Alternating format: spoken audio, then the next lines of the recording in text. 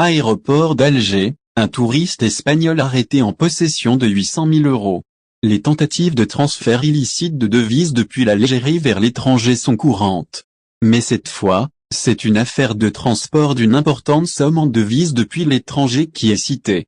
En effet, un ressortissant espagnol, en visite touristique en Algérie, a été arrêté récemment à l'aéroport d'Alger en possession de la somme de 800 000 €, rapportent les médias algériens. Le mis en cause a été présenté jeudi 26 janvier devant le tribunal de Dar el Blida à Alger, selon la même source. Face à la loi qui limite les sommes autorisées au transport vers et depuis l'Algérie sans déclaration douanière, de nombreux voyageurs y compris des ressortissants étrangers ont souvent recours à la dissimulation pour transférer leurs devises à l'étranger depuis les ports et les aéroports algériens. Les bilans des sommes en devises saisies, publiés périodiquement par les services des douanes et de la police, montrent en effet l'ampleur du phénomène. Dans son édition du 25 janvier, le journal arabophone Ennar indique que les services de la police des frontières de l'aéroport international d'Alger, en collaboration avec ceux de la douane, ont arrêté cette semaine un ressortissant espagnol qui s'apprêtait à faire entrer illégalement la somme de 800 000 € sur le territoire national. Le ressortissant espagnol qui s'est rendu en Algérie dans le cadre d'une visite touristique a été soumis à une enquête interne, avant d'être déféré devant les autorités judiciaires. Le touriste espagnol, surpris par son arrestation avec la somme de 800 000 €, présenté jeudi 26 janvier devant le tribunal de Dar el Blida à Alger, selon les procédures de citation directe, le mis en cause est inculpé pour viol du règlement de change et la législation relative à la circulation des capitaux à destination et en provenance de l'étranger. Lors de son interrogatoire, le ressortissant espagnol a affirmé qu'il s'est rendu en Algérie dans le cadre d'une visite touristique. Il dit s'apprêter à visiter plusieurs régions du pays pour y admirer leur beauté en cette période hivernale. Le mis en cause a affirmé devant le juge qu'il a été surpris par son arrestation à l'aéroport d'Alger avec la somme de 800 000 €, qu'il transportait, car il n'avait même pas accès à un bureau de change. En réponse aux questions du juge, le mis en cause affirme qu'il n'a commis aucune infraction et qu'il avait de bonnes intentions en se rendant en Algérie, qu'il considère comme un beau pays. Il dit être revenu en Algérie comme touriste niant l'accusation de transfert illicite de devises.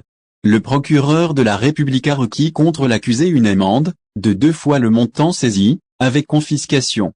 Le verdict sera prononcé ultérieurement.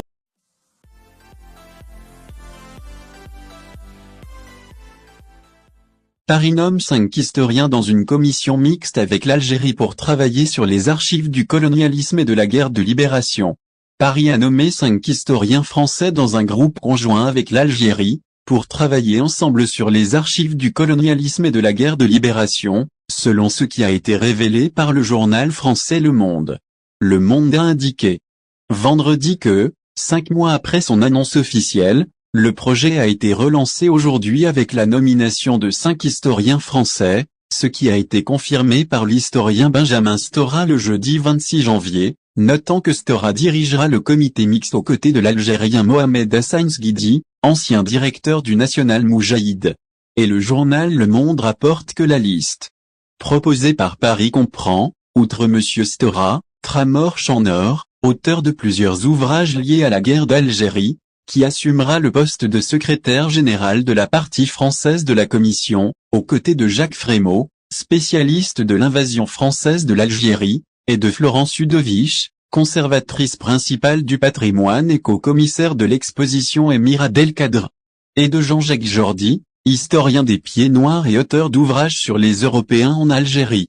Pour mémoire, la présidence algérienne avait annoncé, en novembre dernier, la nomination de 5 historiens pour débattre des dossiers de l'époque coloniale française en Algérie, 1830 à 1962, au sein d'une commission paritaire avec leurs homologues parisiens, en application d'un accord entre le président des 2 pays en août 2022.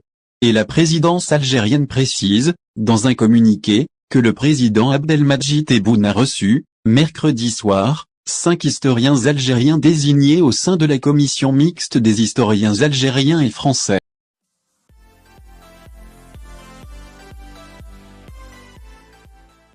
L'Algérie ouvre ses frontières avec le Maroc pour remettre le corps d'une jeune femme tuée par la marine algérienne. Les autorités algériennes ont ouvert ses frontières avec le Maroc pour quelques minutes, hier jeudi, au poste frontière Oujbgal, à 15 km de la ville d'Oujda. Les autorités algériennes ont ouvert leurs frontières afin de remettre le corps d'une jeune femme marocaine. Fouzia Bakouche à sa famille, dont les forces navales ont causé sa mort, alors qu'une voiture destinée au transport des morts l'attendait sur la route côté marocaine. La jeune marocaine s'est noyée sur la côte algérienne, après avoir tenté d'immigrer en Europe sur un canot pneumatique.